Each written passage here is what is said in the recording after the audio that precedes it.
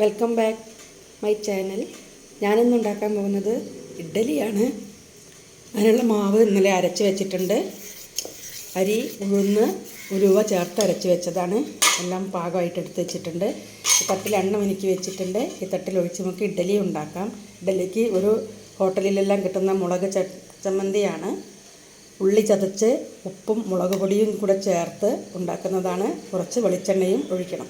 അപ്പോൾ നമുക്ക് ആദ്യം ഇഡ്ഡലി ഉണ്ടാക്കാം.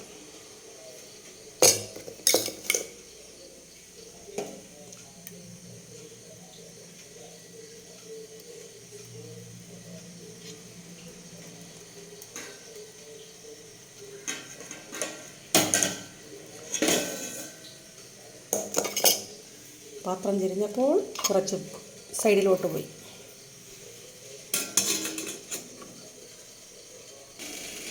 ഇനി ഇഡ്ഡലിക്കുള്ള മുളക് ചമ്മന്തിക്കുള്ള ഉള്ളി ചതയ്ക്കാം. ഉള്ളി, ഉപ്പ്, വെളിച്ചെണ്ണ ഒഴിച്ച് ഇതിനെ മിക്സ് ചെയ്യാം. ഇതാണ് എൻ്റെ ഉള്ളി ചമ്മന്തി. ഇത് കൂട്ടി നമുക്ക് ഇഡ്ഡലി കഴിക്കാം.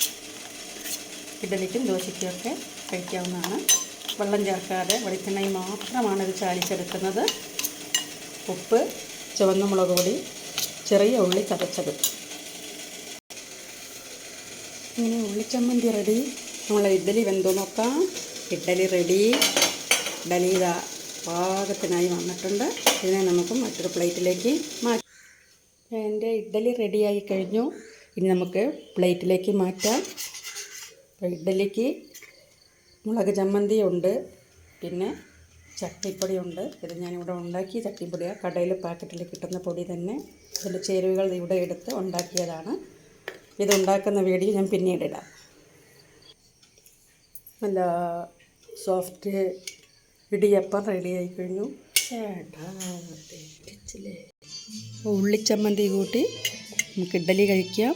നല്ല ടേസ്റ്റാണ്. എല്ലാവരും ഇതുപോലുള്ള ഉള്ളിച്ചമ്മന്തി വീട്ടിലുണ്ടാക്കി നോക്കുക. ഹോട്ടലിൽ നിന്ന് കിട്ടുന്ന അതേക്കാളും രുചിയിൽ കിട്ടും. അപ്പോൾ എൻ്റെ ചാനലൊന്ന് സബ്സ്ക്രൈബ് ചെയ്യുക.